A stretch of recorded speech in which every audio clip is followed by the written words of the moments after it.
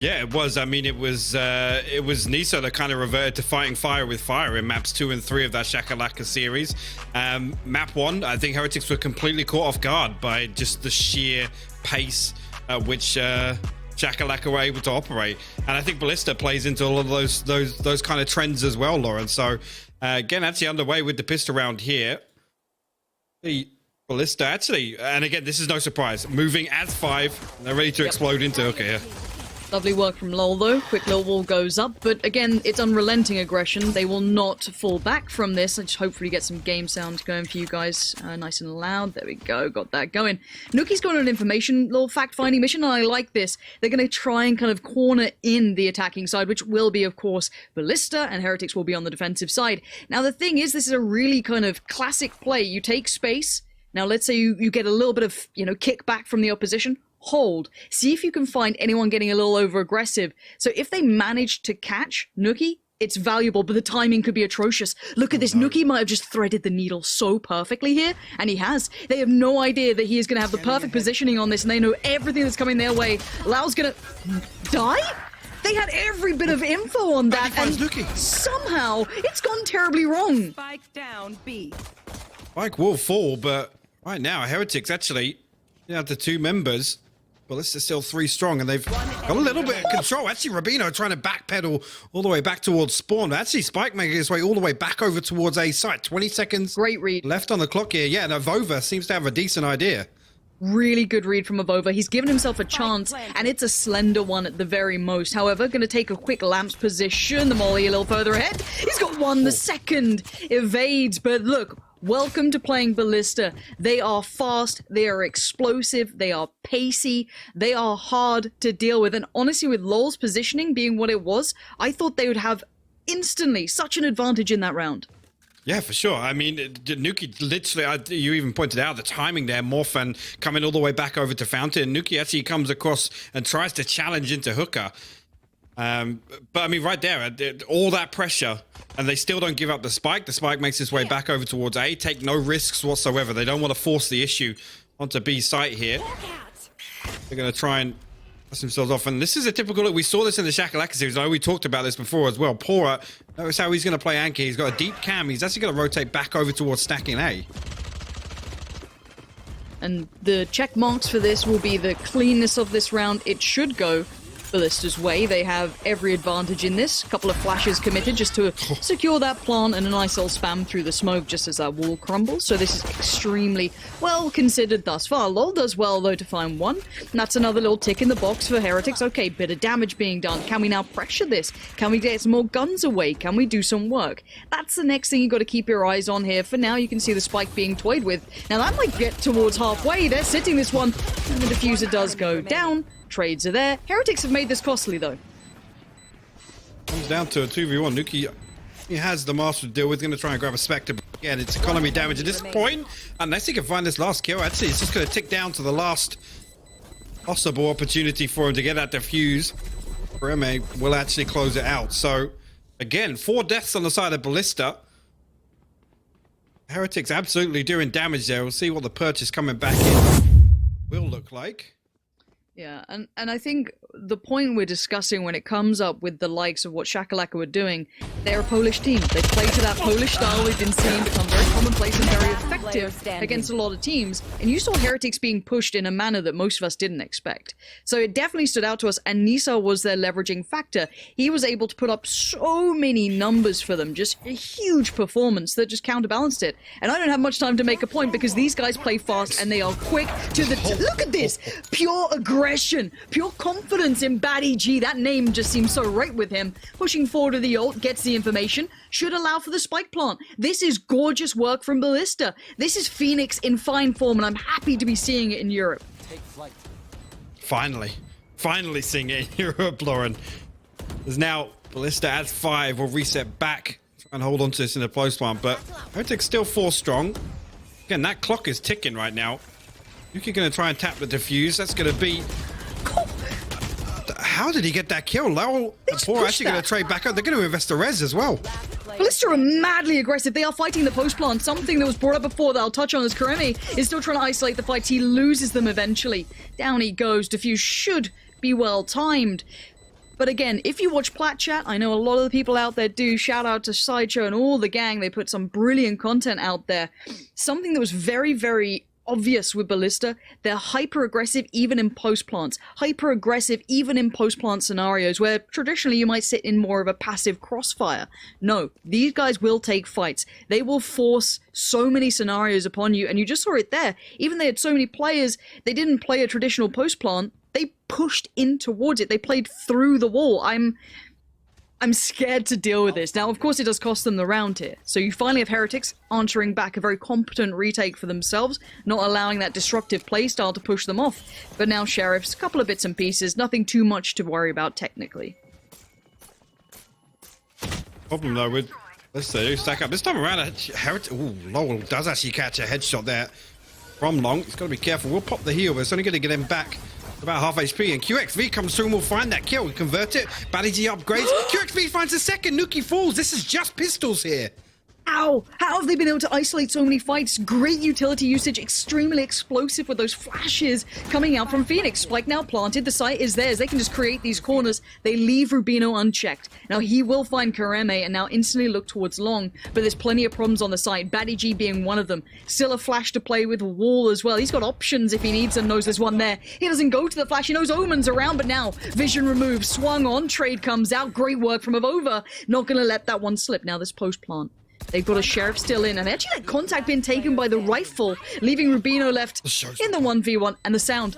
He knows he's done enough to force him off. That is so well done. He didn't instantly peek with it. No, he knows that audio cue is enough to force Rubino in a bad scenario. That's not halfway, Rubino. You know this round is all but done for. You might get the kill though. Bullets! Oh my god!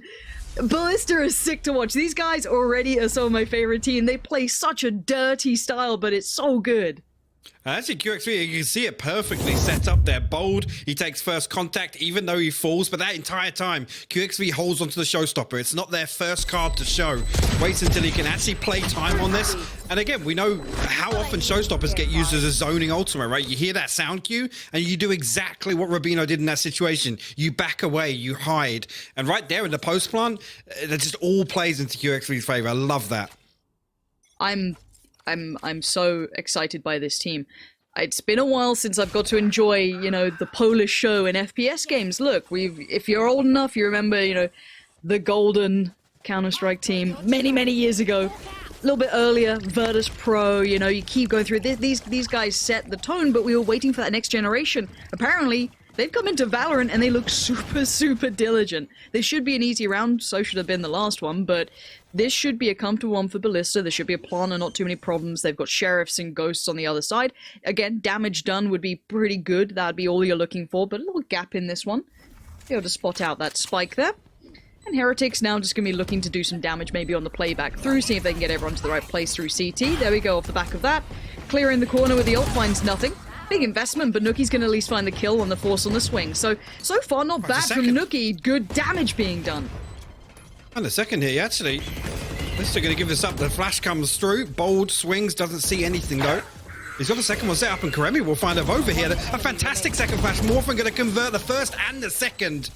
Heretics will fall after a decent opening to that retake, to be honest. Nuki misses the showstopper kill, but finds two with the Sheriff in quick succession. Again, Ballista holds strong, and that time around, I know we just talked about it, but a much more passive, a much deeper hold on the post plant there from Ballista. And I like that, even if it's just a response to just purely seeing Sheriffs coming out and pistols. Well, play distance, right, versus the pistol. Exactly. It's a really good kind of approach. And there's something about watching a team that has the balance of structure with the explosive element of their playstyle. I love this so far, and I'm always happy to see new teams. Now, they were almost, not necessarily mindlessly, but consistently trying to fight for that showers control in some of their previous series, at least for Ballista when I've watched them back. That was high on the priority list. So I want to see if they go to it again, and bear in mind, these guys show no fear. with how they go for this. They back themselves. They will always feel like they are the winners in this, and I love that mentality. Hard to keep up when you start losing, but for now that is not a problem. And a different look this time. Keep in mind, they've conditioned these hyper-fast hits, and you can see the defensive team getting a little curious here. You can see Razor's already pushed up over towards A. You have Cypher not too far behind, and this could be another bit of conditioning that they're looking for, is to try and catch them in no man's land, but let's see how it goes. Flashes come through, the initial from the Phoenix, the deeper from the Sky, but Nuki's found two. That's great play from Nuki. Now, this response from him is perfect. Now, last time we said Nisao had to be a big player. This time Nuki is well and truly up for a lull. Holds the more passive angle, but the perfect one to catch that sight cross as Batty G goes down. Nothing more to be done there for him. Heretics well prepared to catch that.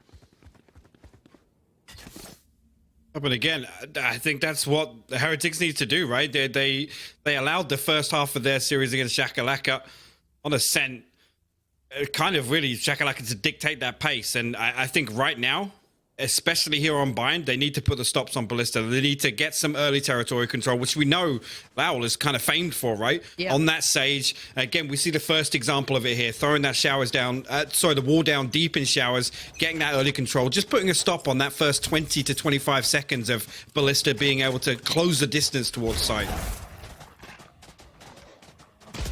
This time, new look. They haven't given away Omen's position just yet, but he's maybe feeling enough of the pressure to peel away. Initial utility used towards long, so the response comes in from Avino.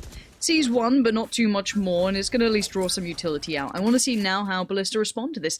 I don't know much about this team. They are still new to us, right? Like, these guys are still very new to, at least my eyes. And again, Lothar brought up a great topic. The Heretics aren't going to be able to do so much homework. It's going to be hard to find tape on these boys, and especially with such an explosive style. Their tells, you might say, okay, here comes the hit, but I mean, they're already in your face. Very hard to prepare for. However, that solo anchor that you highlighted earlier of Lowell might be having some trouble coming his way. That's it, Poor already preemptively rotated here. They're going to give it up for retake initially because it was just Lowell here, so can't go. Oh, actually, no. The Hunter's Fury are going to get invested here to stop the plant. Clock ticking away, though. 30 seconds here. Baddy's actually going to find Pora. That's a huge kill before the spike even goes down. Put them in a 4v5. No 30 seconds left. Keep your eyes on how aggressive Ballista still stand. This 3-play crossfire set towards kind of lamps here is still pretty aggressively leaning. Maybe contact on towards Batty G and then the swing from the Raze. Let's see how it goes down. That looks as though that's the case. No threat found there. And there are 3 quick kills in succession. And once again, Ballista look very comfortable here. Rubino and Nuki. Nuki's been wonderful in these scenarios. They need Rubino to get a couple here as well. Flash forces him away for a second. Second to follow. And now Batty G going to take the first fight. And look at that man. Sharp as hell. That is a brilliant side take, a well-considered post-plant, and no chance for Heretics. Again, they found that solo anchor, and lol, we've credited him highly for that play that he pulls off, being able to, keep control well of these sides, feel out, okay, when's a fight I can take, when do I need to back away? This time, he did have to back to that retake. There was no chance for him to make much more of an impression, and I'm loving this Phoenix Sky combo. It's so hard to deal with. I just want to highlight something. The scoreline is 5-2, and Batty G's on his 3rd ultimate. He just got it online once again. He's at 12-6 right now, but it's actually, I know Lothar talked about this a lot. Their playstyle leans into getting ultimates up and online just consistently. And this is a perfect example of it once again. Omen. They didn't check on him last time. They do. They give it a glance, but not perfect. But I love it again. They're so aware. Okay, Phoenix, you're going to face towards that garden regardless. I will check towards the TP. They have the protocols in place, and they're expecting aggression. They're expecting a flank, but you don't expect a shot like that from Nuki. Sublime aim comes out. Rez comes in. So no harm, no foul technically. But that's going to at least kind of create a little bit of an issue. But they have the Seekers to lean on. They have everything they still need to go through this. They hit the brakes. Let's see what they do now. Batty G perfectly positioned to follow up on first Seeker that actually goes towards spawn, and yes, they anticipate somebody in elbow. But the wall goes down also. We're now boxed in, Lowell tucked in between spawn door. Actually, Nuki makes his way all the way back over towards A side. Not sure if you retrieved that weapon here. Joke's over. Heretics will hold strong for the time being. There you go. Batty G gonna pop the ult. That's why actually gonna slow him down initially, and Pora will shut it down. Okay. Looks like the old... Oh, Nuki. Just winded me. Oh, and lol. Left in a 1v3 now. Previously 1v4. a little sheriff. And look, Heretics look sharp. They've been warming up. You can see the aim is definitely there. But the round, no matter which way you cut it, is going to Ballista. Once again, a reminder for those just tuning in, maybe you haven't watched as much Valorant as the others, maybe you've just become a recent fan. Heretics were the ones who, I guess, still maintained the big crown, technically. Yes, since then there have been others to rise to the occasion, but technically Heretics were the one to do it in the big scenario. Now, yes, roster change, this and that, style change, the scene has evolved in such a short time. Welcome to Valorant. But these guys were the bar to look to, and right now, they are being bullied. Yeah, I mean, it literally, it's a mirror image of the first half of Shakalaka on Ascent. Right now, Heretics look unable to really put the stop on any of these all-out aggressive pushes from Ballista. QXV now going to pop the showstopper. Again, where we see it, the zoning ult, Lowell backs all the way up. Nuki will find a kill on the flank. That's a very quick flank, actually. Find Immortal all the way here. Batty going to pop through, though. Finds a kill onto triple. Bold finds a second. Lowell will fall. I mean, and they're not stopping. They continue this pressure. This is something you cannot ignore with them. They give you no space at all, smothering you from the start. Now, Nuki has been great at doing what he can, but the conversions to rounds, he's still in a 2v4 here. Avova by his side starts to make some sort of presence and some sort of progress, but the crossfires are sublime. This is, Joe, I'm going to say this, and people may hate me for this, but this is when people talk about, you know, the NA style, EU style, when we talk about highly explosive teams, Ballista play a, I guess, compositionally comparable style to NA to a degree. The kind of explosive Phoenix coming in here, a little bit more contact base, hyper aggressive. If EU is not used to this style by the time you get to international tournaments and they don't have an answer, I don't even want to theory craft it. I don't even want to go down that route, but you have to find the answer to this. And right now, Heretics are not having the answer. Last time, they did beat a similar team in Shakalaka by meeting fire with fire, right? You threw Nisao at it and went, right, go kill. But here, they don't have him to play with. Oh, and to be fair to Nuki, yes, he picks up that flank, but the immediate response from Ballista, as soon as that kill comes through, and again, the 50-50 in that post-plant scenario is, can we push deeper? You know, are we going to over-invest in this? And right there, as soon as that kill comes through on the flank, they know that actually, you know, Nuki, potentially the duelist, for example, is not going to be there to protect that push. So straight away, Baddy and Bald, they come through and they capitalize. They find another kill as well. Once again, trying to push through. Baddy is just on point, man. Was it like 15? I'm getting that now? Crosshair. I'm getting everything. Shampoo, the config, toothpaste, mouse pad. Yeah, honestly, it's. Can I just get a list of everything?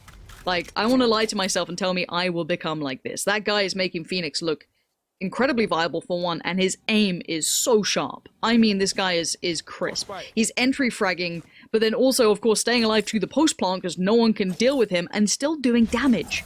This is the insanity. Now, we will start discussing how do you deal with this? How do you get around this? Because we've seen, yes, Nuki's kind of quick flanks have certainly helped matters, but it hasn't really dealt with these all-in hits, and I can't wait for the desk to theorize how you handle this. There are ways, there are means.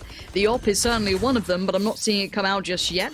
Ultimate now being built up again. Batty G doesn't need help, he's just farming it from kills. And look at this deep angle. Now, you may check on it, but you ain't got the gun to deal with it. This is so well considered by Ballista. Really is, and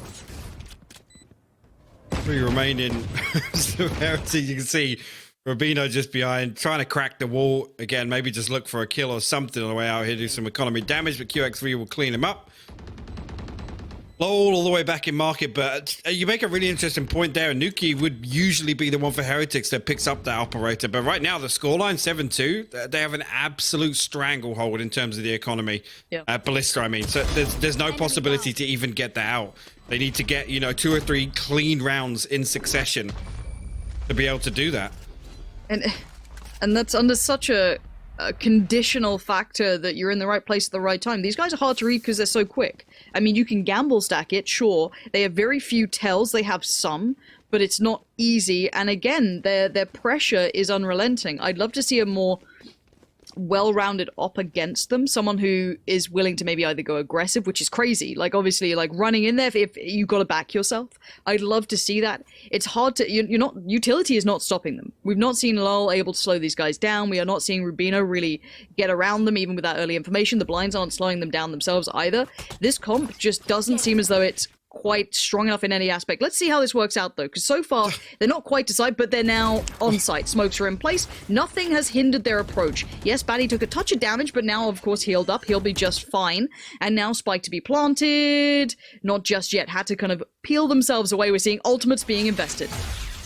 Hunter's Fury once again from Rubino all the way back in spawn. Over will convert that onto QX3 and lamps. Again, get the spike down pretty clean here. Find themselves, actually I was going to say 4v5, but Lowell finds a second. Bold will fall. Batty G now going to try and contest inside. And actually catches Over with a smoke in hand. Who expects someone to push in the slow? I mean, Batty G's going to be there. That smoke's going to dissipate soon. Okay, this post plant's tricky. They need to maybe take some space. It looks like Batty G wants to get that for them. But the trade comes out effectively and Batty G is dead. Just Morphin left alive. No way to get around it here. Spike has plenty of time on it. Diffuse comes out. And they were unable to make that similar stand towards lamps. They were unable to take that space in the post plant they were given before. By the time Batty G tried to make that play, his HP was already so low after that little bit of a scuffle he had earlier with the Omen. Even though I liked that play, pushing in to that after hearing just a couple of audio cues here and there. I still like this play, but there's the answer, a good retake. Now, that gets tricky. Again, none of these are easy answers, right? Like, a good retake is hard to pull off because that was a slightly changed up post plant. It felt like they didn't have as much lamps control that time around. And the thing is, my worry is, you know, if Heretics do revert to kind of just playing so deep that they're committing to the retake, you give Ballista that space and they get the spike down clean and you don't contest, they will push. They will keep pushing. So it's not even really a definitive win condition for them once again. Well, they're fighting this. Yeah. First time we're seeing the fight on it, and it's just a mad spray. If Over lands it on Batty G, you'll take that every day of the week, but Bold now has to check again. It's so sharp, and now the Seekers come out. There's no way that the Nuki gets away from it. That was just relentless aggression again, taking over B-Long off the back of Bold's utility work being perfect. It did. The last one didn't get destroyed. It actually reveals Pora's position again. Not going to matter too much. Lowell going to rejoin him now over towards Elbow. And this wall down, it's going to eat up so much time. The Heretics here going to try and break it initially. It's a 4v2 for Ballista here. One enemy remaining. This ain't slipping. Lol can put up some numbers, but the trades are always going to be effective. 9-3. This has been a lesson. I think this is very much, hey, Polish teams are very much on the map. There's no two ways about this. I will not have it any other way. These are not one-trick ponies. They have a very well-versed playstyle, and it's something that Europe is not used to. Now, something to be said, though, does it get tricky to make this playstyle work on the defensive side? Technically, sure. You can talk through it. It's very easy to be hyper-aggressive on this, but does that then translate easily to a defensive side? Well, we're going to find out. This is where it's not so well-rounded. I feel like Heretics plays that more well-rounded composition. It has a little bit more flexibility to it. However, you've got to have a plan in mind, right? Get proactive, I guess, is the answer. Well, the big problem is, I mean, Heretics look best when they have that widespread default, very slow information gathering. It's very progressive. Now, Ballista, if they keep the pace up, oh, look at this. They're actually going to push all the way through the TP outside showers.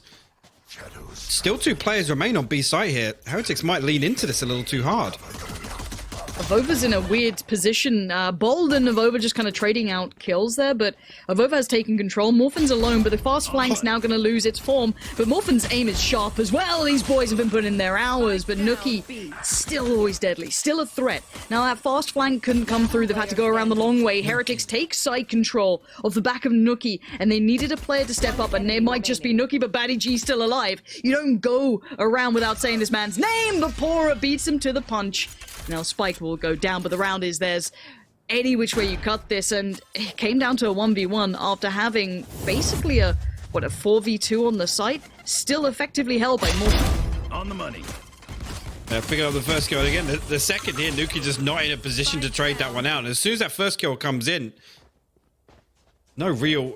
And again, I think, like I said, Heretics played into that a little bit. I mean, it's Avova kind of just charging towards elbow, then Lao's, solo challenging from Octagon, Nuki's boombotting and Hooker. It's just a really disjointed push there on the back of, I think they were saying, they're all TP'd, they're going to push showers. Yep. Just a really, really weird look from Heretics. But also good work from Pora to be diligent enough to keep that cam in the right place, check on it, still make sure that flank came to nothing. That's the value of having a good Cypher, at least, is that map control. So that worked out well for them. We see that kind of roaming hit squad of, the Phoenix, the Rays, and Sky kind of peeling away from that A pressure, went for early information, sees nothing, backs away, still showing presence by throwing down Sky's utility, but they're going to stack out towards B. Now, again, the buy should be substantially better for Heretics, but it doesn't mean there's not danger, and Nuki's got to play this one a little cautiously to an extent, because this is a problem. No one checked on Morphan, who's once again tucked in that corner. Yes, he gets found by Pora, but it is still a 2v3 on the site itself. You did have Sky leaning this way, but seems to have doubled back towards A now. Going to try and wait out QXV inside Tube here, but I'm going to say Rubino actually potentially giving him a 1v1. He will win out. Addy G now in elbow. Bold making his way back through the defensive spawn. A difficult retake here. Addy G has got his hands on a Spectre. See what he can get done here.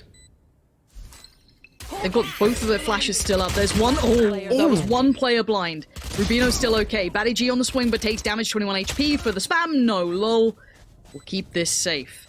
But there was a threat there, and that was very little coming back out on the other side.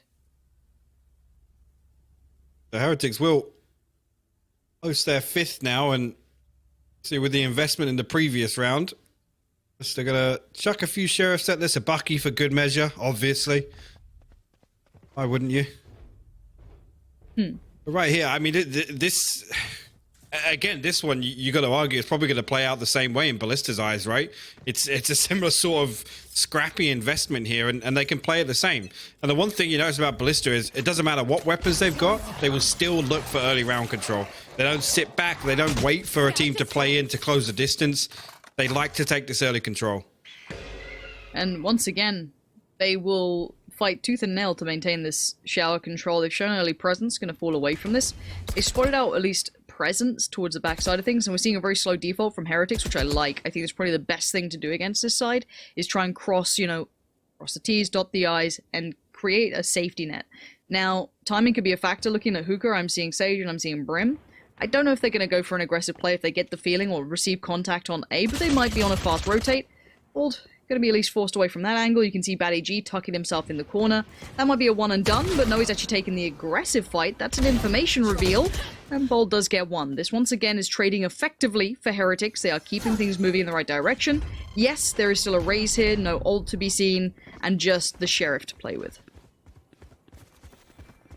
Back here, actually. To the shock dart, yeah. Gonna give away information there. Obviously, QX3 is being held. Back coming in from Morphin. I mean, actually, he's gonna have a hell of a job here to make this Bucky work. I guess Nuki is potentially close enough to get a reasonable amount of damage. We know this thing can do. Actually, yeah, down to 25. He's pretty nearly landed that one. But gun here. The weapon's just too strong.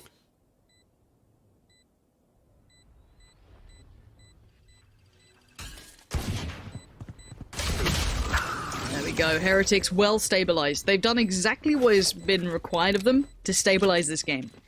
And keeping their cool and their composure is something that we need to keep in check with these players. Because right now, it's very easy to get a little, not necessarily tilted, I think that's the wrong word, but start to feel a little bit of pressure, right? You're in this scenario, you've come out and you've had a team just kind of style on you. Just put you through a clinic in the first half. So they've got to come in, keep this mentality in the correct place, maintain this composure, and just kind of, as said, equal out the scoreline. They've done that well enough. Now, yes, the bonus round should go Ballista's way, but imagine if they convert that. That would be perfect. This is the ideal way for Heretics to instantly get back to this one. But for Ballista, they need to make their impression noted on this side now. Actually, backing away from that, I'm not sure if that was just on the back of, hearing 2 or 3 different weapons to spam through that smoke. You've got to be careful. A little bit of pressure showing through the TP as well. And see, look how deep they're sitting. Yeah, well, I was going to say they have the orbital strike. Baddy back on his ultimate once again. See, with Karemi playing that elbow cross, he has the information there, but it looks as if they're poised to make these ultimates count on B side. Oh, Vapora actually slips through. He's going to find that first kill. Now that's nice. Now, here we go. Cypher going to reveal information. Morphin probably not happy about this, neither is Baddy G. And they can get aggressive. He could just post this and hope for the best. And he finds Baddy G. That's excellent. That's another ultimate remove. Sky had hers, but I'm yet to see that come into play. It might be out and about right now. It is. Seekers are going through on this. And a quick play right back in. But Ballista trying to take the fight, but Heretics have the greater numbers. And now a 1v3 ensues. QXV deep towards that CT side. A freebie on Pora. The Tracer Fire gave it away. Absolutely gave it away. And now the smoke might give him a little bit of a lurk here, but it would be two people facing. Time beginning to dwindle. He's got to make his move and make it correctly. In we go. No clean fight. Really well played to Heretics for both of them facing that to ensure that no clean 1v1 would happen. And again, the switch up there was traditionally... Obviously, Heretics are the masters of walling off elbow and kind of just committing to playing sight and trying to funnel the defending team back in through that defensive spawn doorway. But this time around, I mean, 3 strong. They push all the way into elbow. They don't allow Ballista to set up anything. And again, that's the risk, right? When you play so deep like that, you give up site control. Again, if you don't give any information away, no presence is shown, and they find that elbow kill, as you saw Pora did pretty much instantaneously. Run the risk of allowing the attacking team to do so. Pora going to find kill over towards Showers. Once again, though, like I said, it doesn't matter what Ballista have. They look for that early round control. Yeah, and for me, I'm glad to see Heretics have done the absolute perfect start for them in this half. They've managed to not only get the bonus round, they've done everything that is necessary. This is perfect for them to build back in, eliminate that kind of, I guess, lead that Ballista definitely had, and that advantage, that even mental game that was very favorable to them. That has kind of instantly been equaled out. Yes, it's a bit of a build back in. Nuki going to give us a little bit of a show. Rubino's there as well. Double facing, almost triple facing on the way in. So once again, this is really nice work from Heretics. There is no clean fight to be had so far. Last player standing. The last one will be QXV. The flawless round from Heretics. Again, slow, progressive setup. Aura finds the kill over on one side and immediately they pivot back. That's really where Heretics look best, right? When they're able to find kills from this really, I guess, thin spread setup that they have on pretty much every map. Unless they're going for an all-out site hit, which it looks like they might actually opt for here with 4-man lean over towards B this time around. But Ballista, I mean, their play style, it does kind of play into that. Once again, you see the utility invested early on. Some information outside market. We're actually going to pull back. This is uncharacteristic here. Because I think they only spotted one outside there, Lauren. This is interesting. Yeah. It was only Nuki there. Deploying drone. Again, falling all the way back towards Tube. They aren't posted up at all. They've sat super deep on this. As said, and this clear from Rubino basically takes away all of that early posturing that they had. Yes, Nuki might have to clear a little longer. It might slow it down by like another 10 seconds. But other than that, this is a very passive default hold. And that op's still towards A. They've not gone for any bigger info. Again, I'm not sure what the plan is on this round, but Sight is 100% Heretics. There is no fight even to begin with on here. Lol gets the deeper wall as well, gets quickly taken away. Spamming on towards the side, but receives more damage. Yeah, down to 50 HP now. So, once again, this retake better be well considered, and it's all just from CT and kind of the bend on this. I'm not sure what the plan is here. You have the showstopper and the orbital strike, but actually, yeah, showstopper will get invested, but Pora immediately shuts it down. A 2-for-1 trade, 3-for-1 now, 4-for-1 if Over finds another. Last man standing will be Karemi, and yeah, I'm absolutely with you. To have the operator invested there, sat in heaven, and have two people essentially not fact-finding, doing nothing. There was no movement whatsoever on A. They were stuck rigid in that setup, and like I said, the lean was so heavy towards B. I was super surprised at that early information. Ballista didn't act upon it at all. There was no rotation that came out. They just backed up and played so deep on B site. And that's where I'm with you. I'm absolutely all for that early little investigation play between, I think it was Sky and Raze, who went for that little look through hookah. But if then they kind of leaned over Morphan off the back of even just a little bit of pressure, they heard the Al drone on long, I'd have liked to have seen a bit more of a response. To be fair, that was an all-in piece from Heretics when we have been seeing those defaults, I guess. And maybe that's what they've read into. But it looks like a timeout has come in. I believe this is for Ballista. I imagine this is, I'd say it's tactical, but I'm not 100% sure. Hopefully we get confirmation on that, just to double check.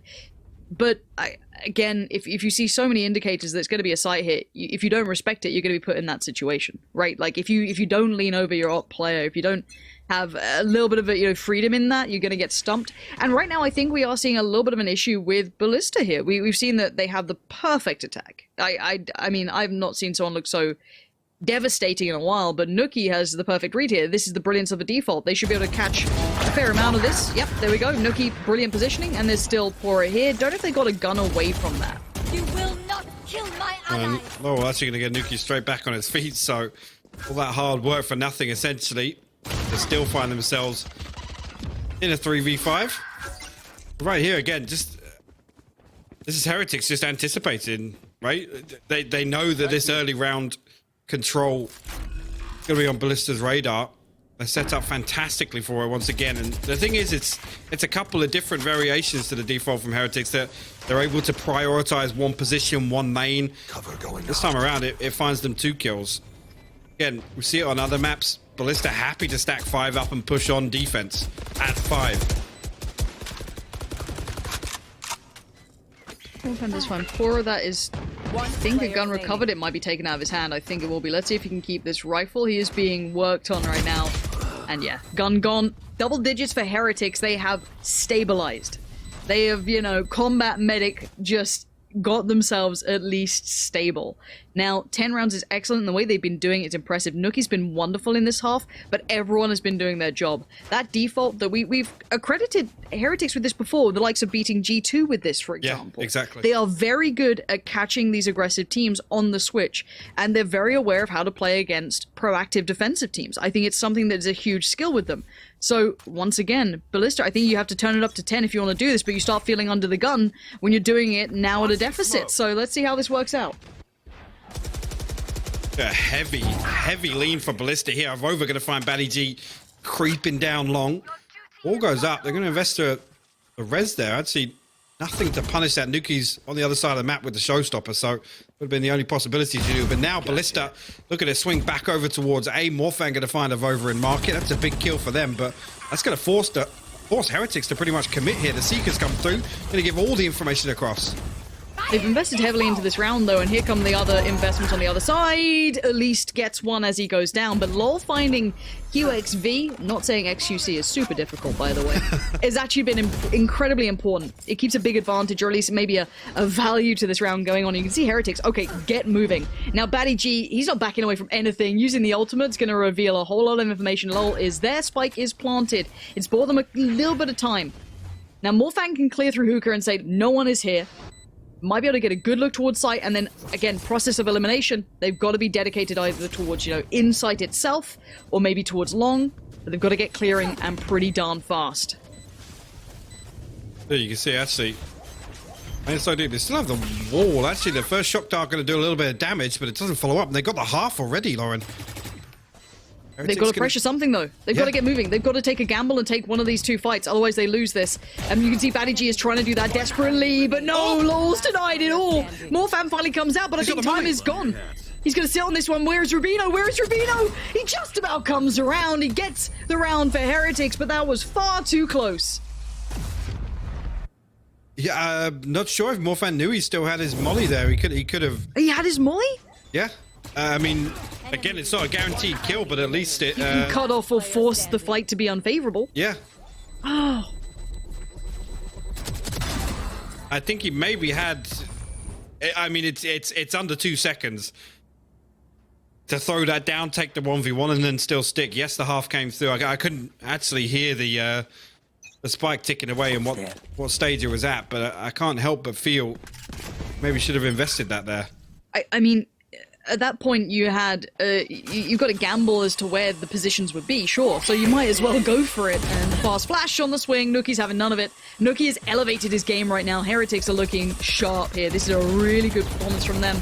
And their ability just to come in and play to their own skill level, not dip down, not get nervous, not look flustered after the half. They've come in and done exactly what was required. And those very all-encompassing defaults that we talk about and those heavy leans once they get that information is paying dividends and then some. So for now, Heretics going through the motions. They've got the initial pick. They've taken a second. They've paused for thought. I want to see what that Cypher gets up to. I'm kind of interested to see what Pora is going to do with this. Maybe just try and find some fact-finding or just ensure that no one goes walkabouts for free info. Maybe even just a good lurk, who knows. But for now, as I said, time dwindling, just going to apply the pressure, does go down. So that could be almost a misread of information. Or they're like, okay, well, we know it's Pora. The sight hit's going to be towards B. And it definitely is. That's a mistake from Karemi to be wide out in the open. Gets caught as the smoke dissipates. Ultimate comes in, buys some time. 30 seconds left. You managed to stabilize, though. Spike still needs to go down. 25 seconds left on the clock, and Heretics still have total side control here. Nuki just actually a little sniff towards spawn there. There's a little bit of damage. See, they come through and contest this. As the spike goes down, Nuki falls. Bally G will find that kill. QXV finds a second. Okay, Rubino on the side of Over, where he's going around the world. Avova is in such a good position that wait, Bally G expected it for a second. Oh, but Avova! And now the 1v1, he's sitting this. He's still sitting this. No He's way. not got off the diffuse. Oh my god! He's actually just sat this one! Oh my god. It's difficult for Avova because when he finds that second kill there, he assumes that, you know, that's maybe the person that tapped the spike, Sure, right? no idea. You're working with such limited information. You're like, okay, there's one, right, second. It could have been, yeah, with the timing. Technically, yeah. And even then, you don't expect him to actually. sit on it. Surely you don't expect him to sit this. Oh, I think actually, as QXV, Morphan taps it, QXV sticks it, so yeah, I guess just balls of steel on the side of QXV to hold on to that, and like you said. 5-play stack towards B. They're going aggressive. This is mad play. We've got a 5-play stack from the defensive side towards B, and I say defensive side, they've pushed up pretty far, and now, yes, it's been noted, but look how far away they pushed this team. What? I don't... Okay, well, they still find that kill as well. Baddie going to find Avova all the way deep on long. Spike's still stuck back in market here, so again, just nothing gained off this. I need everyone. More fans been found, and this is just a weird round. This is like deathmatch. They are taking fights in the craziest places. Yes, they force some ultimates, but Nuki's taken some space. Now he's got a clean fight. Well, initially had a clean fight towards that CT side. Outdoes Bold every day of the week on this. Now looking like he just wants to take space for his team. He is trailblazing a path to allow that plan to come in. He even finds QXV on this. Nade goes down. This is excellent play from Nuki again. I cannot say this enough. You've seen aggression elsewhere. Okay, I'm gonna go take showers and I'm gonna go take the site for you. Bring that spike. Spike down, there's nothing Karemi can do. Time to just back away from this, honestly. But this will be 12 on the round for Heretics. And you've got to say it, Heretics have been leading this every single way on this half. Yeah, what a bounce back. And it did, again, it's similar, you know, trend we can credit to that Shakalaka series, where they were able to just, again, sit back and kind of, I guess, take those feel arounds, Lauren, where they can kind of anticipate. And I mean, the setup here from Heretics to deal with any sort of aggression from Ballista on their defensive side. And we said it before, right? It takes a lot to convert, you know, playing like this and this agent composition on defense more so. On attack, yes, you can dictate the pace. Yes, you can push in, take those 4v2s, 4v1s. The only thing that really counters you is a stack or, you know, a flank finding massive value. But right here, Ballista struggling. Yeah, struggling to make this work on defense. And look, this is why you've got to say Heretics are a very well-rounded team. They got absolutely destroyed on the first half. They've come back, and they had the perfect default to account to this. We've already accredited them with the ability to do this in the past, and it's highlighted again against Ballista. This is something that they are categorically some of the best at in Europe, and it's being shown. Ballista, again, a newer team to our eyes. We don't know their level of depth. Once they get countered once their initial style has been answered, what's that next step? We don't know. No one's pushed them to that, at least what we've been watching. Fnatic certainly didn't. So again, we are still very new to what these guys can achieve. So, as it stands, Heretics doing the usual, crossing all the T's, dotting the I's. This is just the perfect play for Heretics to make sure none of that mad, unbridled aggression is going to get anywhere. So for now, this is when the round starts. This is weird once again, though. They're going to play... The triple stack is on B here, and there's no attempt to find any information early on. It's playing contact with the majority stack here, and it puts a lot of pressure onto QXV and Bold, because if they give up a kill, it's rough to come back from that. And I'm going to pop the Seekers actually on contact on A here. Batty G immediately going to hit the rotate. Well, Vova giving away the position, the readjustment, but Bold didn't know it. I don't know if QXV wasn't able to translate that quick enough, to relay that information fast enough, but now there's a problem. This is going to be Batty G in the right place at the right time, and he needs one of those big performances we've seen him with before. But QXV goes down, and now Nuki's got his ult. Might just send it at some point. He's got 6 HP, so just maybe clearing heaven through towards CT. Let's see, it is going towards CT. No one on the receiving end. They've got 13 seconds here. It's still a 3v3. Spike is getting planted, good work from them, but now let's look at these post-plant scenarios. Zol's got one, Nuki's got the other, and it all comes down to Kareme now in a 1v3. He's going to get the first, but there was a res, so it's still a 1v3, and this is map point here. Ult's being popped, another isolated, but Rubino's had enough for the nonsense, investing the ultimate to close out map 1. But I think the important thing to note is the fundamental difference with Haven, right? That there's more of a reliance from the attacking team to kind of play that default, and there's way more opportunities for that defensive kind of proactive aggression that we can see. So I want to see Ballista stick with it. I want to see them try and set the pace. The thing for me is, again, this is another test for the Heretics default, right? Is how well they can kind of deal with that, how well they can read those early round signs that Ballista use. Because the one thing is, they always invest it's 2 or 3 sets of utility on these pushes. So I don't want to see them. I don't want to see them repeat what they did on defense on Bind, and that goes without saying. But this time around, I do think they have a better opportunity to showcase it. Or actually. He's a spy cam there, and the timing is perfect to come back and check it because he catches all this information in the push. Yeah, but he's also just caught a boatload of utility, and we do have a little bit more explosive element to this now with Jet kind of coupled into this one, but Heretics right there with it. And I say Heretics, Avova just finding a double out of nowhere. And it looks like they're going to fight fire with fire. This is a messy, chaotic round without UI. Hopefully we can get that one on unless my brain's just missing it. It does look like we are down to just... well, Bold at this position. Tries to bait it out, faking the plant. Let's look towards heaven. Seeing a gun barrel at the very least, and that HP is going to be a big problem for him. Let's see. Let's have the spike, so he could potentially plant. I'm not sure of utility available to really stop this from happening. Oh, just trying to tap it out. Rubino only has the recon. He just caught a glimpse of him there. He's going to fire the recon down as a little bit of a distraction. Drops, picks up the kill again. Bold, very low HP, so very difficult for him to get out there. The timing being his demise there. But again, just the trades come through just so quick. So quick when Ballista actually decide to commit on here. And, you know, Heretics actually standing strong. They try and contest site control early on before the spike even gets, you know, comfortably onto site. Yeah, and it looked like Heretics there... Again, we talked about obviously Ballista adjusting because they were the ones who lost map 1, but then I also do want to see Heretics adjusting on this side too. I feel like this is something that maybe they could actually kind of bring out a little bit more of themselves here and show this ability, because last time around, at least on the defensive side for Heretics, it was quite tricky. They definitely got pushed a fair amount, so I want to see that next level from them. It'll be a brutal wake-up call, of course. Now let's see what happens over towards A long as well, seeing if there's any sort of early fight there. No, that Cypher's playing very passive. I'm keeping my eye on that Raze here. You can see that early little information peak down towards middle, backs away from it, and this is Ballista playing quite default-esque. I almost didn't recognize him for a second there. Yeah, I was like, wait, who's on which side? But I guess them playing for that C-long orb early on in the round. You can see now Batty G got himself tucked all the way at the bottom of long ramp. Again, they're all going to drift over this way. Pora actually going to creep around. He does, and Batty's going to find it. There's a second player stacked up behind default. It's Nuki. He's going to swing and find one in return.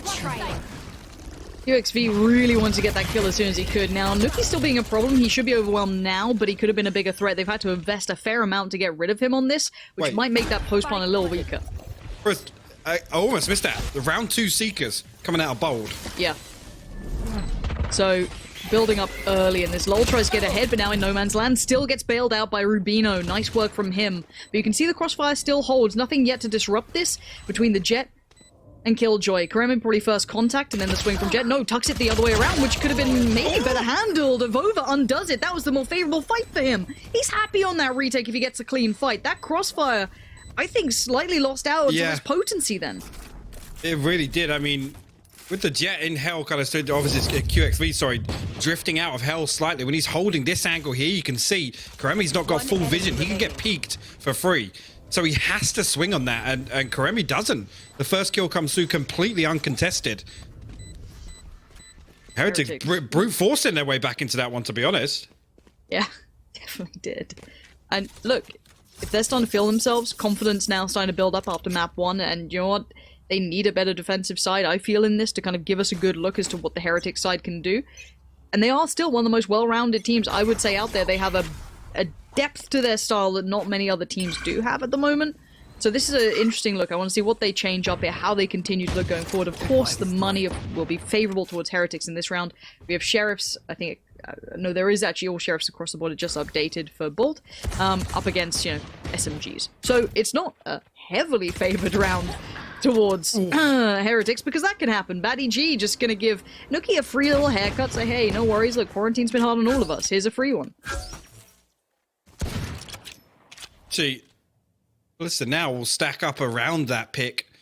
It was on to B, but looking like they might try and pop their way into Garage here. Lowell gonna throw out a slow just to boy off, and Batty does creep through it once again, but Lowell waiting for it.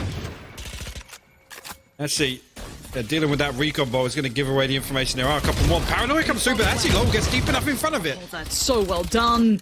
Handling all three. And yes, they trade back in, but the favorable numbers, of course, now sitting still towards Heretics. And look at this depth. They are not allowing these Sheriffs to find that perfect form, and Bold is now being surrounded slowly but surely, just cornered in towards Garage. Spike being left a little further out gets a little bit of a problem, and Avova's not going to let that get anywhere. There is no chances to be found in this. Avova, well handled. And the one thing I do want to say, and this is, I guess, something that comes with time and playing the opponent. We don't know how many times Heretics have had to play someone like Ballista. You get used to them taking liberties, right? There was, in Counter-Strike, for example, you had Stewie, the smoke criminal, right? No one expects people to walk smokes. He was doing it all day long, catching people, pop flashing through it. Way more commonplace now, of course, in the FPS world, that's a very traditional thing to almost go to. But initially, that would catch so many people off. You have to now be expecting Ballista to always be trying to aggress forward. It just seems like they'll walk through slows, they'll take every fight that they potentially can, and Heretics seem a little bit more aware of that now.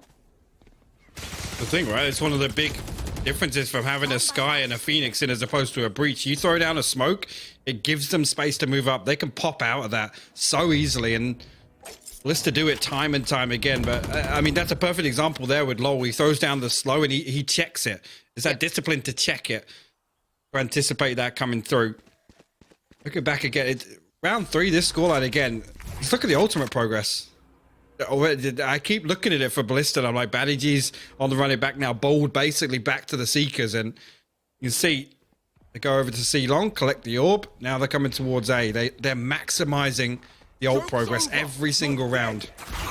Oh, Avova's in trouble. I don't know if he's getting out of this in time. 50 HP, just takes a mad TP. He actually makes it out of this. Avova's still alive. And a problem, but no... Avova's just so snappy today. The adjustment's sick. And now BSD are in trouble. You can see them now being piled in on, just being chipped away out the push towards the side. Batty G's seen it, but by now it's still going to be effective. The flash comes in, isolates one, but it's Nookie still good for 2. And you can see Batty G with it all to do in front of him and no leg to stand on. Just stunning play from Heretics and Nookie as well. Yeah, Batty actually allowing Nuki to slip onto back default there. And again, he has to use his flashes, right, to get a decent, clean peek onto the defensive spawn. Right here, you can see he actually double team flashes. Karemi tries to turn from it, but this second one here, it catches him just as he gets peeked from Heaven and Nuki on backside. Unfortunate there, and again, Ballista usually fairly on point with the utility usage in terms of synergy and avoiding that. Again, one thing you can always know, you can see it time and time again with how coordinated they are around Bold's flashes and where they come in. It's very rare you actually see that from Ballista.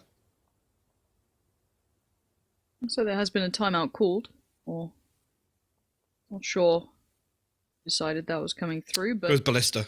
I imagine it would be at this point. Like Maybe a just reset, try and yeah. get a grip. Yeah, exactly. Just kind of talk through the economy, where they're at, what they need to do here, because the frustrating part is they are getting spike plants, but they're not getting their post plants. They're losing too many people either instantly or, you know, the retakes have been pretty sublime. They haven't been able to get away with that bullish style. There's not a lot of space behind the sites on Haven, so they can't really play that hyper aggro post plant situation. And like I said, even in round one, Heretics putting up the fight. You know, again, in that scenario, it was Avova. As soon as Avova's was swinging, there was a second player invested to try and stop the plant from coming in. And that's a little bit of a switch up from Bind, I'll be honest. It is a big change. UXV walking on through, standard, lol, all too aware. Jet is in, the flash comes out. You can see the idea here. On the back of the peak, they get the flash going to try and force that fight to be favorable, but once again, Nookie says no! 3 huge kills, Batty G down, UXV down. That has been incredible, impeccable impact once again by Nookie. I mean, we were talking about this. Obviously, Niso stepped up big time to put the stops on Shakalaka with his hyper aggro playstyle, but Nookie really worth his weight in gold right now. Spike down, C. A clean hold. Again, lesser equipment for them, but the utility usage on point once again. They get 2 clean flashes onto backside. Nookie actually, I think, counter-peek. He was playing anti-flash all the way back on steps there. Look, anti-flash is a whole discussion that you just have to pull into play against this side. They are still pretty dependent on it when you see that Sky and Phoenix coming in. Avova going to be adjusting, or at least trying to find that information. But now they do have, I guess, 2 dedicated here. Let's see if there's going to be any more. Bora gets a freebie, just the fade away towards QXV. The ultimate comes out. Nookie's not afraid by any margin. This man is standing, and he will not relent. He pushes further forward. Vanny G, yeah, makes it towards the side, but now he's surrounded, tries to make more from it. Gets down lol, surprisingly. But there simply aren't enough numbers when Nookie is taking 3 every single round. This is switch up. Again, I know I just mentioned it in the previous round, but here on the buy round, Heretics happy to brawl. And they're fighting so deep. It's not as if they're fighting. Yes, Bora gets the kill from Heaven, but Nookie's then he's pushing sewers. This is complete switch up from what we saw on Bind, where you know almost Ballista were getting away with murder in terms of being able to get close enough to find first contact. And actually, right there, like that kind of aggression comes through after the Seekers is popped, so you know Ballista are ready to explode on that. Exactly, and this is why I wanted to see someone, at least on the defensive side, be aggressive enough. Play into it, because we saw that Ballista were able to get away with whatever they wanted, but with someone like Nookie showing absolutely no fear, it's really tricky to keep being, you know, as I said, in their face. Now they finally had almost a clean site take, but then here we go. Already one's gone down. Batty G going to try and make some space here, but the flash, they're all too aware. They're sitting anti-flash, they're sitting deep on this. Poor even expecting where Batty G was going to be on the swing back through, and Rubino, Nookie on the flank. This is, again, good work, but Bold re-aggresses. They sent in one, it wasn't good enough. They doubled down on it, but it's Nookie. And Nookie this time unable to get away with the shenanigans that he was getting away with before. And finally, Ballista get one on the board.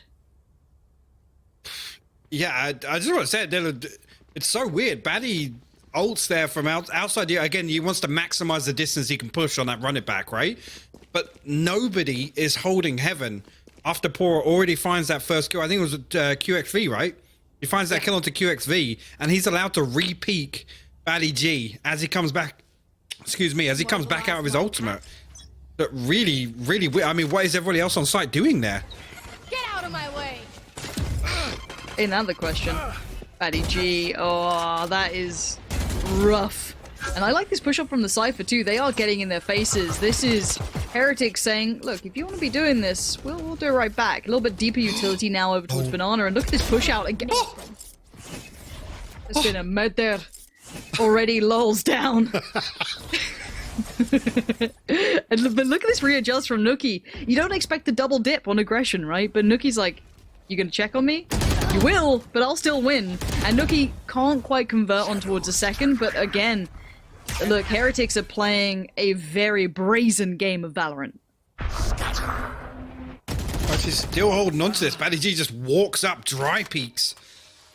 Batty G's been literally healed for what seems like 200 HP this round.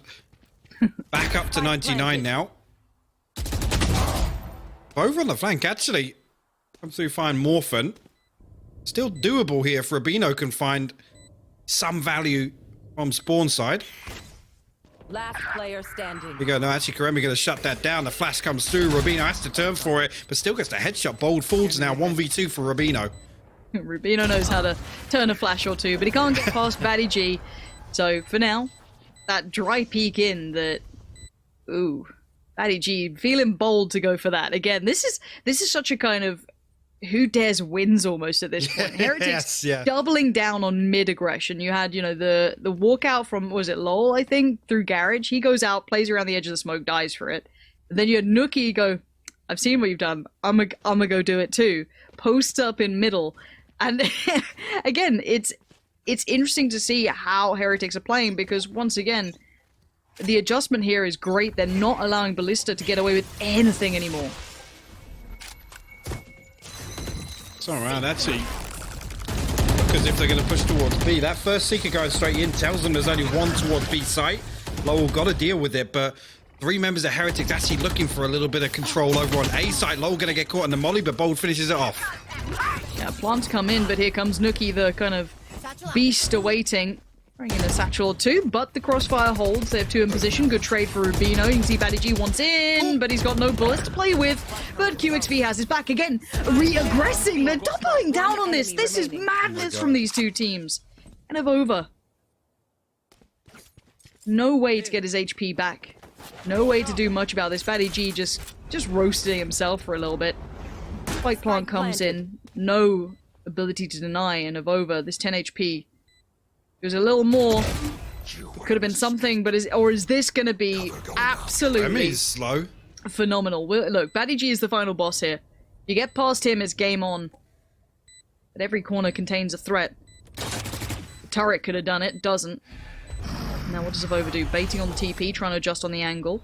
Now the peek's going to be there, and Karemi keeps it safe. No problem, no more aggression that time from Ballista. Like, alright guys, let's calm it down for a sec, sit deep, let's just hold this crossfire. Response though, I mean, Ballista finding 3 on the bounce. Economy wise, I mean, Heretics going to be able to back into this, but Lowell looks like he's going to be on a, actually yeah, Avova on the Sheriff, Rubino on the Spectre, Lowell on the Sheriff, so scrappy investment on their part into this. Rubino won off the Hunter's Fury as well.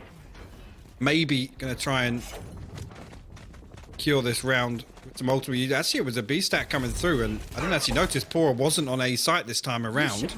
And no utility there. Lockdown invested. They might find themselves some more success on A once again. Oh, what? That nade's going to... Batty G. He just walked it. He just walked it. He just walked straight on through. Again, I've not seen players being this... so unorthodox. It really is. This is very much hyper-aggression as expected, but it's the confidence behind it. It's full commitment to it. It's no halfway markers here, but it's a 3v2. Rubino trying to work on in, but again, they are still in a little bit of a spot of bother as Rubino, of course, is working with slightly less now. Bold's still very much allowing his position to be the one to be fought. Rubino will get the first check on it for free, and the spike's not planted. Now, that's an issue. Good trade for, you know, one of the players coming in, but this is now a 1v2. Yes, Pora is low, but they've made a bit of a mounting out of a molehill here, and Pora can get an individual fight, a 1v1, untradeable! No. Oh my god! These rounds are too close. Too close. Again, though, I'm not sure how Nuki's allowed to just run up and nade the lockdown. Batty G, again, just dry. Walks up long, peeks onto sight.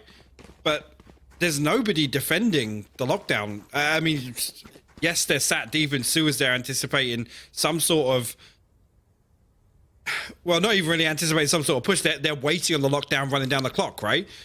But Nuki just walks up for free and cancels that out. And again, it doesn't end up mattering, but just weird that that setup was so loose on the side of Ballista. Nuki going in for the fight. It's who relents first between these two. He's taking a great deal of space. This should alleviate some of the pressure for Cypher. It's over. They can all try and get away from this now, but already Ballista, to no one's surprise, are on the site and then continuing further forward. Now the problem is completely blind. Still held down W to try and get as deep as he could on this one. Now I don't know if he actually really saw Rubino there, so I'm not sure what information they have, but the repour of this, good find from Bald there. That's a big piece of info to be found. Actually, the smoke comes through, potentially allowing Bold to flash, but he chooses not to. They're going to hold strong for the time being. Heretics clock ticking away here, and they have to retake mid. Look at the setup. Ballista here. Lowell going to find QXV. Morphin backside. Actually, a big swing and a miss here, and the kill's gone in favor of Heretics. Yeah, that was a bit of a whip, and Batty G's going to have to go deep on this one. Oh, the swing's not going to happen against Nuki there. You're not going to get away with it. Puts down the molly. Impressive wiring.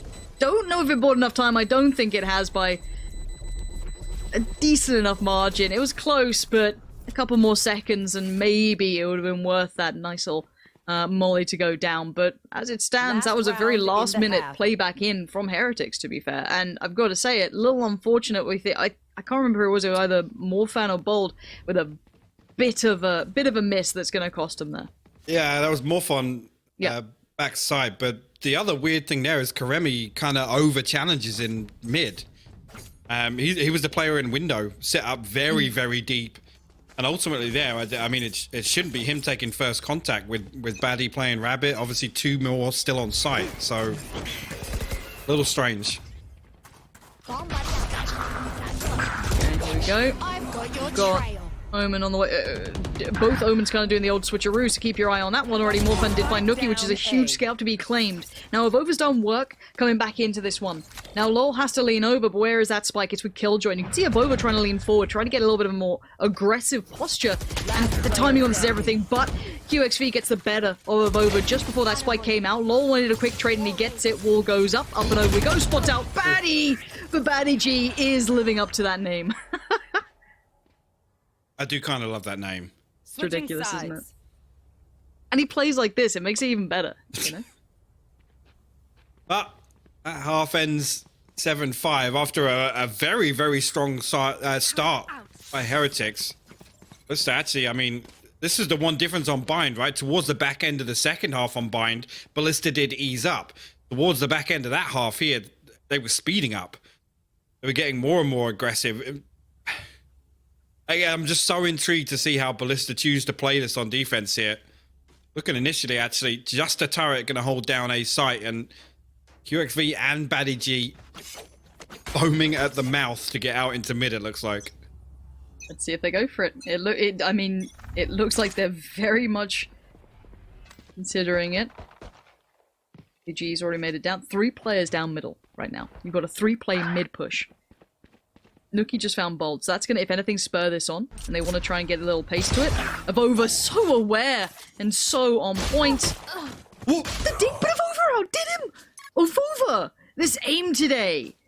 And look at the numbers now, it's a 4v2. And yes, Nuki finds Karemi in the back. If you're going to go for it, you got to double down almost, as now Morphan left in a 1v4. And Heretics, all too aware of the nonsense that Ballista are trying to get up to, it seems. Doesn't fly this time around. Going to reveal his position, has to deal with the trap wire there. Spike planted on 8. Nuki just creeps up behind. Another 3k out. I want to see his score. Yeah, I feel like I haven't seen it yet. He seems to just be running 3ks today. It just all day. Show me the scoreboard when we can, observers, pretty please. I want to see what Nuki's been up to.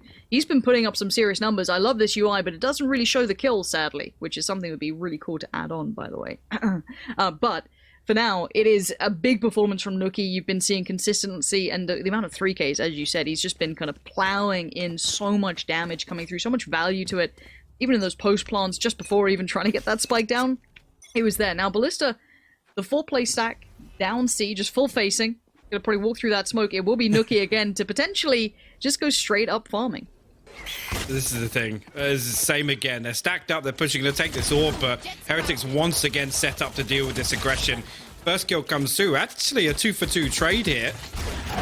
Spike's still stuck over towards A lobby. Rubino maybe anticipates some aggression on the other side of the map, but Morphan will find Hora.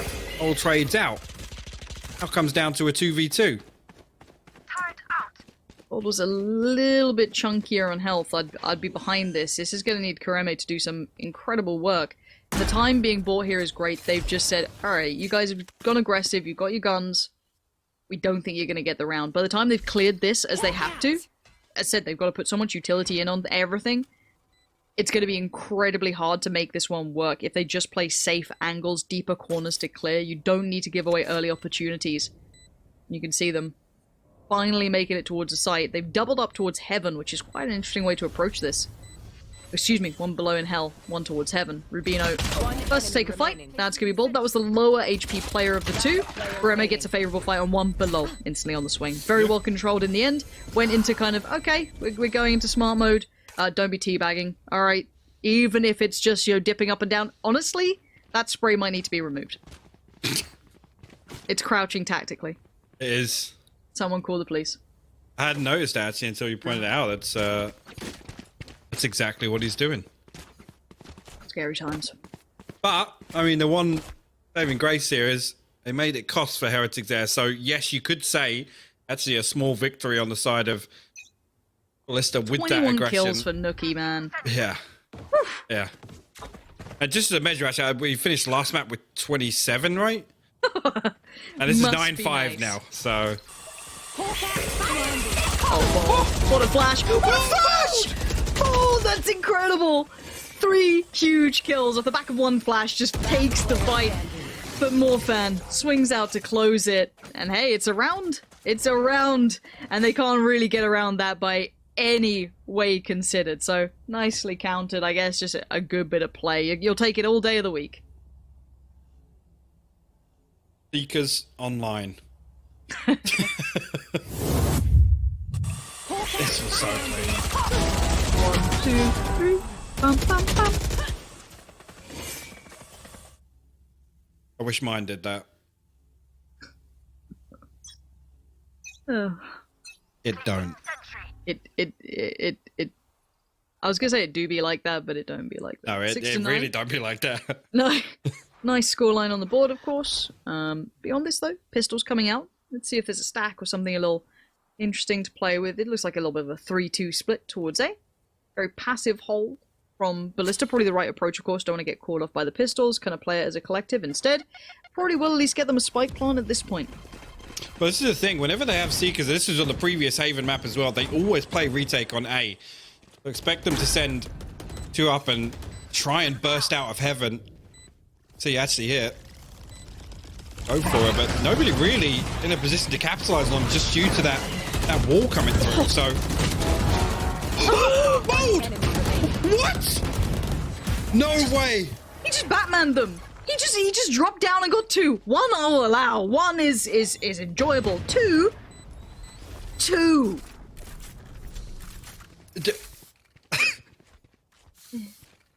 Okay.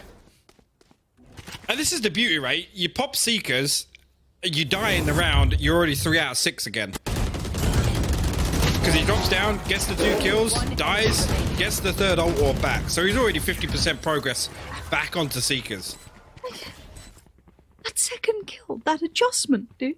I could watch that. Like, just give me that replay, slow it down. Just all day long. Just...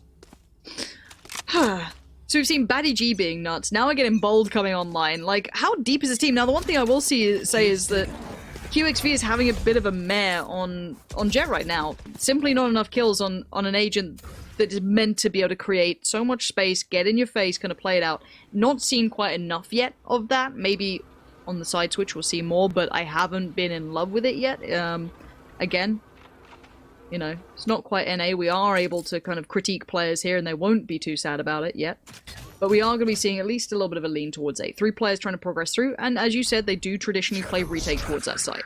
Well, the 2 ultimates that dictate that are the run it back and the Seekers. So again, Batty G now to get himself up into a position set up for this. And actually, Heretics still creeping. No, don't get challenged. Actually, that's a little weird. Usually, would have seen somebody at least peek onto this, try and get a cheeky kill before the spike goes down. There's the run it back popped. Actually, immediately shut down an overall fine QXV on top of that, and another Karemi falls. This is perfect from Heretics, so they've been able to slice this right through. Morphan wants to do it again. You only get it once. Abova's had enough of that. The wall well placed, and the running back found nothing, almost no information too. That there, for me, is a perfect example of zero respect, right? You get absolutely dominated on the retake in the previous round. Next round, okay, we're going to walk at A. We're going to walk at A again. And that time, I mean, it was clean from Heretics to hold on to that. Again, as you know, Ballista not really challenging at all. That's the problem. You don't really have any way to stop them pushing forward and getting set up in terms of getting a body into hell, getting the wall down over the spawn door, things like that. As the QXV, Ops out. yeah, the operator's out. We'll see how they utilize this. I almost want to see him just post it up, not necessarily on his own, but, you know, once they've cleared this much, kind of leave him here and allow the Omen, allow AG a little bit more freedom to maybe play off the back. But we are seeing Heretics taking this mid control. Ball goes up, showing at least intention to, actually kind of hit this. However, we know where the spike is. It is still towards C-Long. It hasn't caused too much of a rotation yet. Oh, and actually, the alarm bot being dealt with is going to pull Karemi all the way over to C site to join Bold. We'll find a kill. That flash actually not landing anything. Nuki actually playing perfectly. Anti-flash onto that one and comes out on top of it this time. But again, Karemi swings. We'll find another. Pora finally trades out. No more meddling. Warpan's turned up in time, though. Oh, that shot is just filth. Lol surrounded, and maybe this is the return. Ballista waking up. Here we go. We've got a bit of a game on our hands here. Actually, making defense look much better this time around, and really they're not playing incredibly proactive, which would have been my expectation, especially considering how it went for them on map 1. This time around, it's a very well-rounded setup from Ballista. I'll be honest. They're reacting perfectly off the information. Again, they're not being baited out in rotation as we saw there on B site.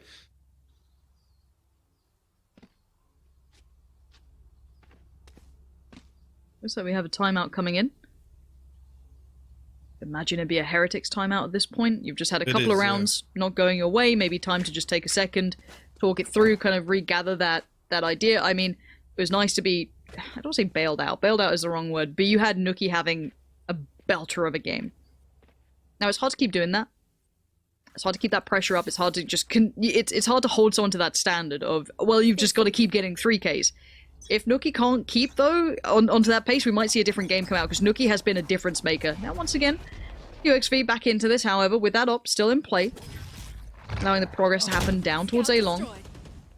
We'll see what Ballista get up to this time, if there's any more aggressive leans anywhere.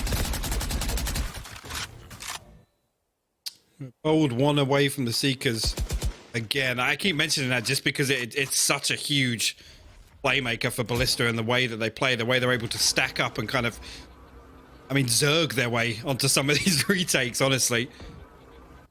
All right, actually, Aldo going to find nothing into on B. Actually, Pora, so well equipped. Yeah, we'll find the first two. QXV will trade out. The damage already done. Yeah, and look at this progress. It's just fast. They know that there's a bit of a flank coming on, or at least one player left towards it. Instantly take that side control. Spike goes down. Okay, sorted. Now, post-plant it was a 2v3, now a 2v4. That gets a little bit tougher. UXV, not going to be the first to get the contact. It will be Karemi. Rubino just wins out in this. And now the 1v4. UXV, the chances are extraordinarily slim. No one's giving opportunities. They've got that crossfire instantly on that entryway towards B. The two extremities being held between, Raze kind of patrolling and the Sova out there. Yeah, QXV opting to back away. Probably the best choice in this one. Maybe just keep that rifle going forward. If not, did he have the op here? Maybe just switch it out for a rifle in the retake. Might try and recover that potentially. But as said, Heretics kind of fall back to an excellent read on the aggression that Ballista tried to pull off for once. They kind of, I feel, almost overextended. It's a hard balance. It's an incredibly fine balance. They pushed all the way towards the attacking side spawn, and of course we had Pora waiting so patiently. You can see there again, though. He gets the first two, and he's always like, it's not like surely there's not another one. Pulls out the knife. QX3 trades it. Heretics onto 11 now. Ballista again set up for this a long drift.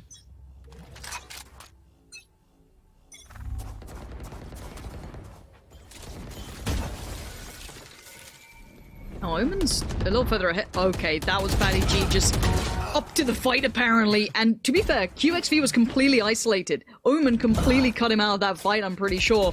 But now they're still holding on to this. The crossfire's still in play. They hadn't seen Morphan down in sewers yet, and QXV gets a freebie. Doesn't quite land it, a bit of damage, but Morphan goes forward. He progresses on the fight here. TP to safety. Nuki, last man standing for Heretics, does have the spike in hand. This alarm bot to pick him up, though.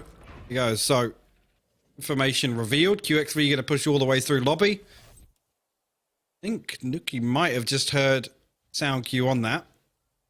Morphan going to pick up a heal all the way over in spawn. Again, has to deal with a little more utility once again, and Karemi will finally swing onto that.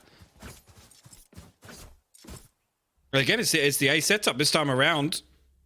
Heretics push a little further forwards inside, but Addy, the playmaker, once again.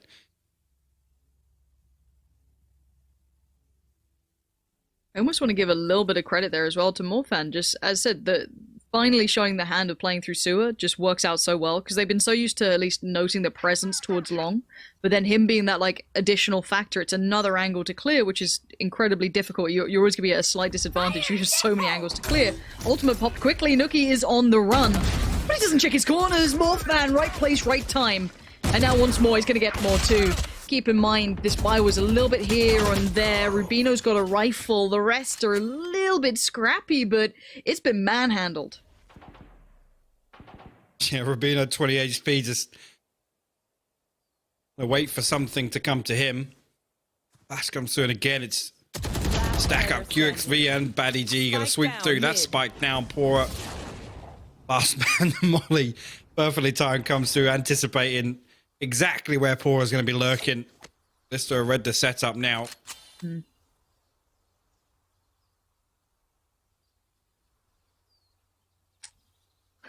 You can see there is a gun around near the spike. Pora still takes down QXV and Bald. And now a 1v2. No. Oh, he's invested the odds. There's 2 bullets left in the mag. He's going to have to hit that reload. He knows there's now a player close. He knows Batty G is close by, and Batty G will push. Time to adjust. Get over towards C, but the cross could be a problem. Let's see if the angle is already held. Batty G is there. It's a deeper angle, so you can't clear it easily. But he gets the spray, but now the 1v1. Killjoy slipped towards the site, though. Did Pora note this? I don't think he knows he is. He doesn't know he's there. And oh, Kareme just holding on to this round. You could see that spiraling there. Good, but again, though, just no repeat from Karemi. Batty G, he's got the cross. As soon as that information comes through, Karemi's in position to swing onto that. So, again, just a little bit loose on the setup there.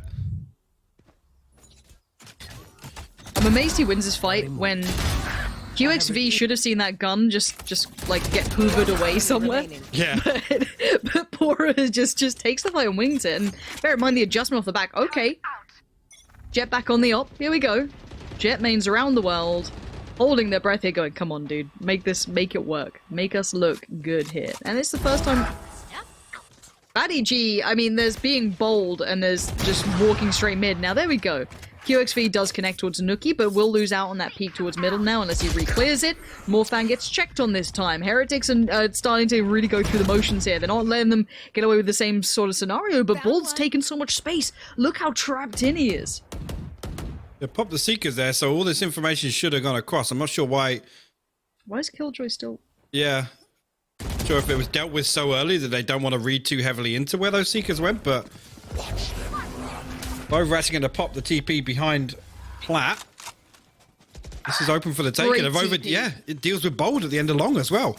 a really good TP considering they knew roughly where Bolt Yeah. was after the sprays. The TP there gives him a favorable fight. Otherwise, that cross through garage would have been so disastrous, deadly.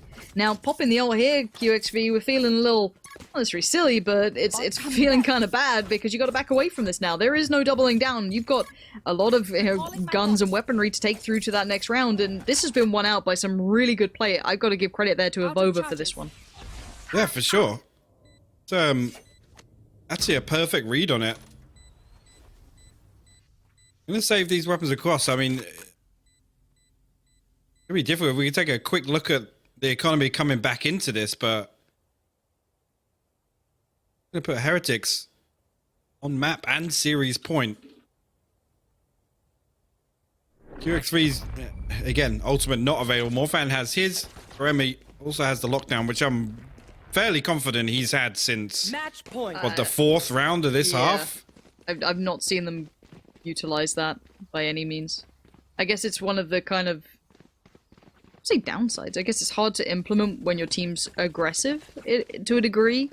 Obviously, he's not necessarily the most aggressive player there, but it gets trickier to be in the right place for it if they've already pushed up and died, for example. It gets a little tougher to make that kind of come through. But again, if you're not using your ults, it's just going to waste. But now, though, 12 rounds to Heretics to the 10 of Ballista. And you can see QXV deciding he wants to be the game changer now. New look. Last time it was Morphan here with a rifle. Definitely noted a player.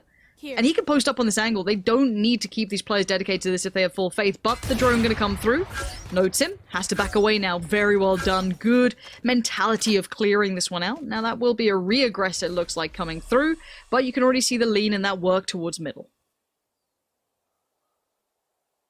Now, still 3 players invested on A. Again, with QX3 holding that angle, it's unnecessary. There's such a gap elsewhere on the map, and I guess this is Ballista just wanting to opt for that retake on either C or B. Bomb grenade out. I guess it gives them a fast flank, but they're not utilizing that. They're going to peel back away around towards Connector. Spike is surely going to cross pretty soon. Kareme going to try and pop down one of the mollies in towards this one. Maybe try and keep some information going. Spike is currently loose. They've actually not opted for this yet. They've got 35 seconds. They want to secure some of these avenues of approach. This is probably a good idea, but finally Killjoy gets to come in on the map to... Uh-oh! That's scary time. Suddenly, Ballista comes online with 3 quick kills, and Heretics have lost all that side progression that they once had. Nuki tries to fight back in with a wild spray to the second, doesn't get it, but there's a retake coming through. Finally, we said we were waiting to see Kareme use that ult. Good timing. Will prevent that push, and actually looking at it now, I was talking about economy previously, it's Lowell who's going to be looking bare, to say the least. 2200.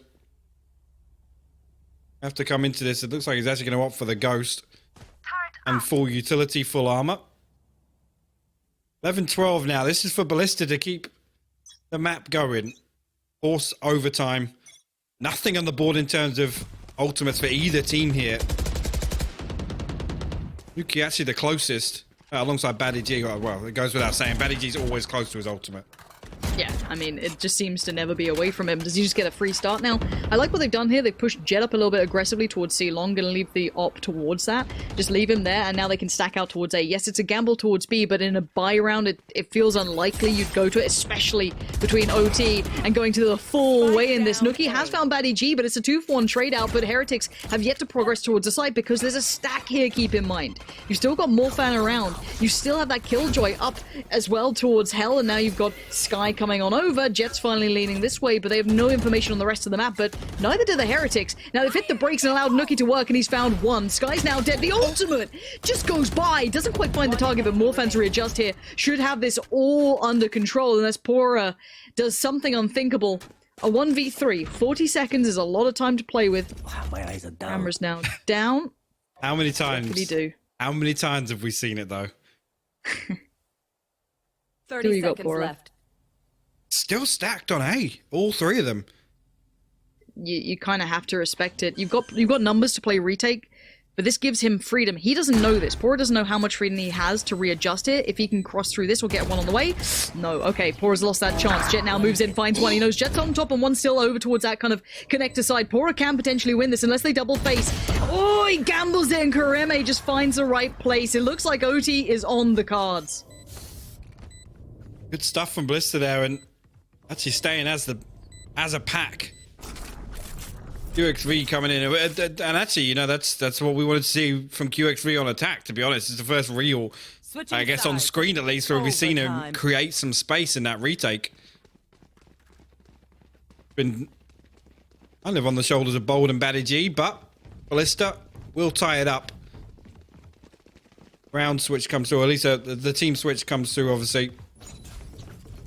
A little bit of a mental reset here. Ballista, they can continue that success they found to the back end of their attacking half here.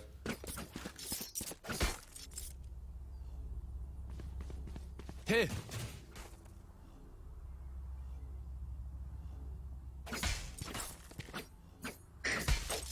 Heretics. It again, we've seen a half that looked like they had this kind of sorted. Off the back, a little bit of Nuki's heavy performance. It was an over performance, but it was a good one. But look at Avova finding so much room. Avova's been really solid as well. I don't want to take him away from this at all. He isn't necessarily, you know, getting all the kills, but the kills he gets are the ones that potentially get you around. And now he's got a free pick at the start. Back to away. They have to now re-clear this using all the utility that maybe they wanted for that site hit. So again, this is really nice work from Avova. The other thing is, he finds these kills, and it's more often than not going unpunished. He's getting that man advantage, and it's untraded. He's always escaping. So he's going to try and walk this smoke, but Bold, ready for it. The pop with the flash as well, but the slow is perfect. Rubino and Lowell find kills. Nuki as well in mid. Last man standing, Kareme. Ballista here does have the spike in hand, but a 1v4 is a tall order. Extremely well positioned.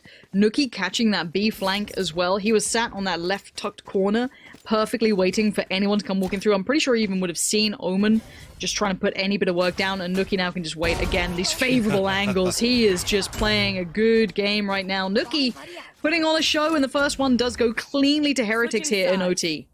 Match point. That's Nuki's 30th. Not bad. And a blinding game, a fantastic map one, and continuing through. I said it, you know, somebody was going to have to be that same role that Nisal was previously. Fight fire with fire. Really put up a fight against the Ballista aggression. He's absolutely delivered.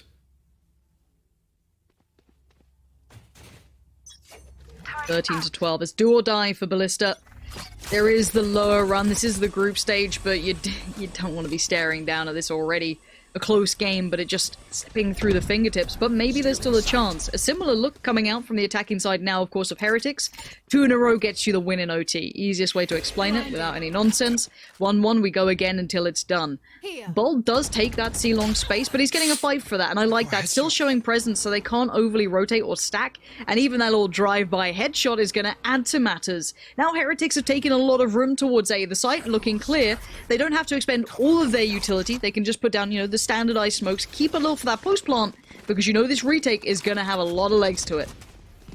Once again, though, nobody contesting this. It's going to give Heretics free reign to set up as they wish. Look how long Lowell holds onto the wall there. And actually, it manages to reinforce behind the smoke. So, again, more time. A triple flank coming through from Ballista. He finds the first, but Batty trades. It's a little scary post plant. Considering they've got players stuck towards sewer and then stuck towards the kind of corner on site, this can get a little bit disastrous, and Batty G's making like work of it. Spotted out the Cypher, but Pora does well. Finds Morphan, and there's Lowell holding on. This looks like it's all but done for. Heretics lock it down in OT. 14-12 being the final scoreline. They're the first ones to claim victory here in Europe.